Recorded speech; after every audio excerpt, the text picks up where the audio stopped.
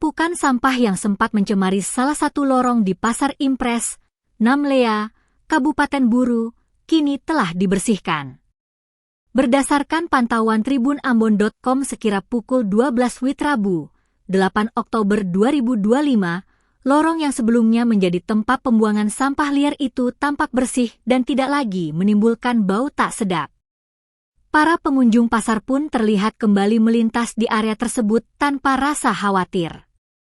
Rohani, seorang pedagang di sekitar lokasi, mengungkapkan bahwa pembersihan dilakukan oleh sejumlah pekerja yang disewa.